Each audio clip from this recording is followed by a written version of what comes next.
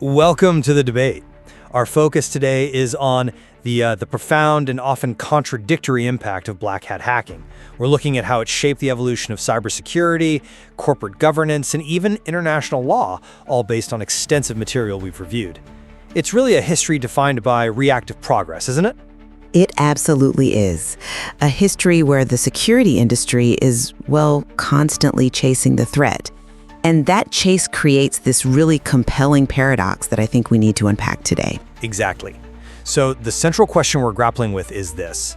Does the history of black hat hacking actually demonstrate that these malicious actors are the necessary, if paradoxical, catalysts for security innovation and compliance? Or, on the other hand, do their evolving motives and methods primarily create this uncontrollable systemic risk that just outweighs any positive defensive evolution that might result? I'll be arguing that these black hats, however painful their actions, are actually the crucial catalysts forcing necessary large-scale security evolution. And I'm going to argue the opposite. That while yes, maybe earlier breaches provided some useful lessons, the increasing scale, the sophistication, and especially the state-level integration of black hat activity, well, it now primarily creates dangerous, systematic volatility and risk. These are threats that are frankly too large, too fast for our current governance structures to really contain effectively. Okay, so I see the black hat movement not as, merely destructive, but as this painful, yet genuinely essential engine for cybersecurity progress. Their breaches expose fundamental weaknesses, often structural ones, that institutional complacency would otherwise just paper over. The defensive progress we often celebrate, things like new regulations, standards, even entirely new professional roles, well, that's a direct, necessary consequence of these attacks. I mean, take Kevin Mitnick. His primary tool wasn't some complex zero-day exploit, it was social engineering. He demonstrated in really the starkest possible terms that security is fundamentally a, quote, human problem as much as it is a technological one. His unparalleled mastery of deception basically forced the corporate world to shift its entire strategy towards security awareness training and building a security culture. It was a realization that technical defenses are frankly meaningless if your employees can be manipulated into just giving up the keys. That was a vital, systemic shift in defensive thinking that we owe directly to him. And look at the financial sphere, too. Albert Gonzalez's industrial-scale fraud. I mean, stealing over 170 million card numbers from massive retailers, that established the undeniable financial imperative for robust data security. The staggering fallout from those breaches literally transformed the payment card industry data security standard, PCI DSS, from what were essentially voluntary guidelines into a mandatory, rigorously enforced standard, right? This moved security concerns out of the server room and firmly into the boardroom, directly linking security to, well, fiduciary responsibility. And even earlier, you had Vladimir Levin's 1994 Citibank heist, the first major public online bank robbery, they called it. It shattered that sort of naive trust in electronic finance. And this compelled the banking industry to adopt measures like the physical authentication token, an early form of two-factor authentication, and it directly contributed to the foundational framework of the Gramm-Leach-Bleachley Act, GLBA, back in 1999, which mandates financial institutions safeguard consumer data. In almost every major instance, you see a breach preceding and compelling a necessary systemic fix. That's a compelling narrative, I grant you, this idea of reactive progress. But it really relies on the assumption that the fix is always proportional to the damage caused. And I would challenge that premise pretty strongly. While sure, early breaches might have been localized, maybe educational moments, the threat landscape has fundamentally drastically changed. The risks we face today, they involve state-sponsored economic warfare, the potential collapse of critical national infrastructure. These are threats that the resulting legislation, frankly, struggles desperately to control effectively. The Lazarus Group, I think, is the definitive example of this shift. They completely redefined black hat hacking. It became an actual tool of statecraft, an economic engine for North Korea. Their actions, specifically the WannaCry ransomware campaign, which, let's not forget, leveraged the stolen NSA tool Eternal Blue. These were not targeted financial crimes designed to teach a company a lesson. They amounted to the indiscriminate release of a cyber weapon. And this wasn't just about financial loss, though that was huge, estimated at $4 billion globally. More critically, it crippled vital infrastructure. I mean, think about the UK's National Health Service. Crucial systems locked up, forcing the cancellation of thousands of appointments, operations. That's an existential threat. It's hybrid warfare hitting civilians, not some catalyst for marginal corporate IT improvement. And furthermore, look at the democratization of, well, destruction. Anonymous, weaponized anonymity, turning it into a platform for mass political action, pioneering large-scale hacktivism. Their decentralized, leaderless structure creates immense jurisdictional and attribution hurdles for law enforcement. It demonstrates that significant power can be projected globally with a high degree of impunity, operating entirely outside traditional legal and geographical constraints. And if we look forward, the future threat landscape, the industrialized threat landscape, is defined by efficiency and scale. I'm talking about ransomware as a service, RAS. This lowers the barrier to entry dramatically for criminals by providing these sophisticated, almost franchise-like platforms for affiliate hackers. Now, couple that industrialized model with the amplification provided by generative AI, which can create hyper-realistic, contextually aware deepfakes per social engineering attacks, phishing calls, you name it, and the cognitive battle becomes exponentially harder to win. This combination creates volatility that is inherently more dangerous and widespread than any catalyst we've seen before. Okay, I absolutely see the gravity of the shift you're describing towards industrialization and state-level threats. But I remain fundamentally convinced that the legislative and the market response has consistently risen to the challenge, especially when the economic stakes became truly unavoidable. You highlight industrialization, but the market met that challenge, didn't it? With a massive influx of investment and regulation? Look at Gonzalez's crimes against stealing all that cardholder data from major players like Heartland Payment Systems. It exposed a catastrophic failure point in global financial security, and it made the cost so staggeringly high, we're talking hundreds of millions in direct losses, not even counting reputational damage, that PCI DSS compliance became an undeniable business mandate. It became a cost of doing business, essentially. And it wasn't just about compliance checks. It forced companies to hire actual experts, creating the modern role of the Chief Information Security Officer, the CISO.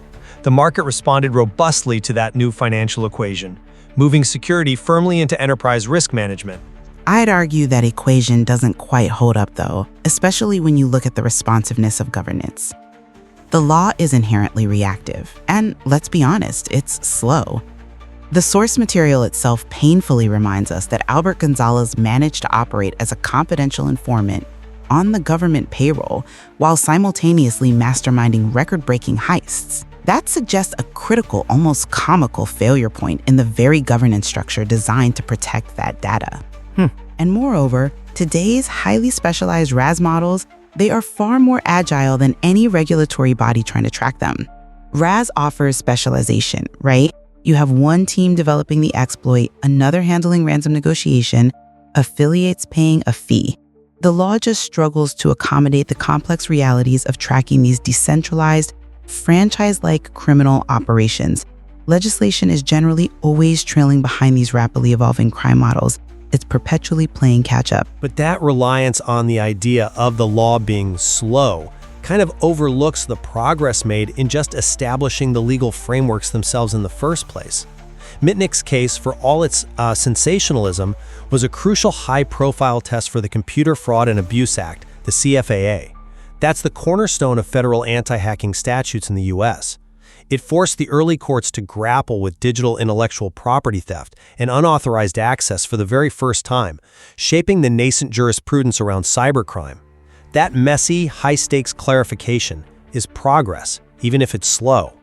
And furthermore, consider the concept of the gray hat hacker, the person who operates without authorization but often claims, maybe plausibly, a desire for altruism or public recognition.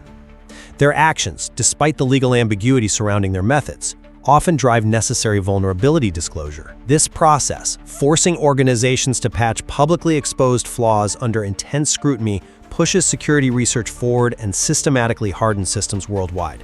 The tension, the very friction between the law and the actor, is part of what pushes the defensive community to evolve. Law's absolute failure at times to grasp technological nuance, which resulted in the state just completely overreacting. The now infamous claim that he was so dangerous he could launch a nuclear missile by whistling into a payphone. I mean, that led directly to him being placed in solitary confinement for a significant period. That is not reasoned jurisprudence. That's legal panic, it's technological illiteracy being codified into policy. Okay, fair point on the panic aspect there. And that inability to grasp nuance is precisely what allows modern threats to flourish. Now look at Anonymous. Their use of distributed denial of service, DDoS attacks, which they often frame as digital sit-ins, it operates purely on ideology. It bypasses the traditional legal binary of just authorized versus unauthorized access. They essentially created a kind of cyber lynch mob that causes widespread disruption and massive collateral damage. Remember Operation Payback against Visa and MasterCard? All without any discernible, accountable leadership. Their power comes from this coordinated, anonymous, ideological action that actively exploits the gaps in a legal framework that was really designed for individuals or clearly defined groups. And this brings us right back to the geopolitical shift I mentioned. The Lazarus Group represents the definitive break from your catalyst paradigm, because their operations are purely focused on national survival. On geopolitical leverage, they're not trying to teach a lesson or even commit traditional crime for profit in the usual sense. WannaCry was an indiscriminate, globally released attack that caused physical harm and disruption, not just financial loss. When we talk about crippling roughly 1/3 of the UK's NHS hospital trusts, forcing the cancellation of over 19,000 patient appointments, we are talking about hybrid warfare hitting civilian infrastructure. This isn't benign evolution spurred by hackers. It's a new form of conflict that the international community is struggling profoundly to contain with just sanctions and, frankly, weak attribution efforts. Okay, the severity and the geopolitical intentions are, yes, undeniable. But this state-sponsored threat, however devastating, I still argue fundamentally serves as a catalyst for a necessary and really unprecedented global response. These attacks compel unprecedented international coordination. We now routinely see explicit public attributions of sophisticated attacks by the US, the UK, Canada, Australia, working in concert. This level of unified global naming and shaming is directly driving the development of international norms of behavior in cyberspace. It's forcing the creation of collective defense strategies that transcend national borders. Even Lazarus, precisely because they are so destructive and indiscriminate, forces the global realization that security is no longer just an internal corporate IT problem or even just a national security problem. It's a pressing matter of international security. The acute necessity created by this devastating threat becomes the engine for the next phase of global defense architecture. I remain fundamentally unconvinced that the speed of this response matches the accelerating volatility of the threat itself. The AI-driven future you touched on. It accelerates complexity to a potentially unmanageable degree. AI drastically lowers the technical barrier for crime and amplifies existing methods almost beyond recognition.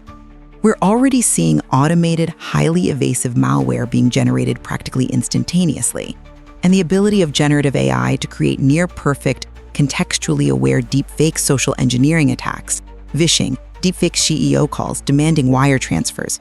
Doing this at scale, the convergence of RAS and this powerful AI means the next chapter will likely be defined by threats that can learn and react autonomously. This makes static, signature-based defenses in our current compliance regimes potentially obsolete almost immediately. The cycle of reactive evolution that you laud, it's simply becoming too slow to be effective against threats that can adapt in real time. The volatility is accelerating faster than governance can possibly adapt. But the arms race has always accelerated, hasn't it? And the defensive response has always eventually found a way to meet the complexity. The response to AI-driven attacks will inevitably be AI-driven defenses. It creates a continuous feedback loop of innovation.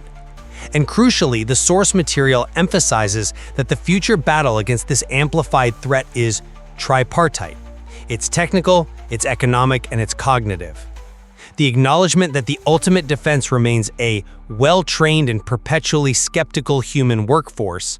That's the enduring ultimate legacy of Mitnick's original lesson, isn't it? Just now applied to an overwhelming technological scale.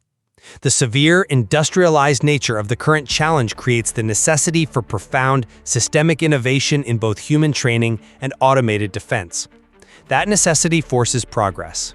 So, in summarizing my position, I'd maintain that every major threat actor, from a relatively simple bank robber like Vladimir Levin way back when, to the complex geopolitical threat of Lazarus today, has exposed a foundational, systemic weakness. And in doing so, they've compelled a systemic, necessary defensive response. The result has been foundational legislation like GLBA, mandatory compliance standards like PCI DSS, and now unprecedented international coordination. The dialectic of attack and defense, however painful, however costly, is the essential core engine of cybersecurity progress. And that process remains the only reliable force driving defensive advancement forward. And I would conclude differently. The sheer scale, the industrialization via RAS and now AI, and the deep geopolitical integration demonstrated by actors like Lazarus, this has transitioned the threat from what was once perhaps a manageable business risk into an existential systemic risk. This modern threat is characterized by these volatile, blurring lines between criminal motives and state objectives, which fundamentally challenges the utility and certainly the responsiveness of governance structures that were designed for a less complex, less accelerated era. The complexity certainly demands vigilance and a highly adaptive strategy from, well, all sectors. Absolutely. And it clearly reflects a continuing, probably unending arms race between those who build security and those who seek to break it.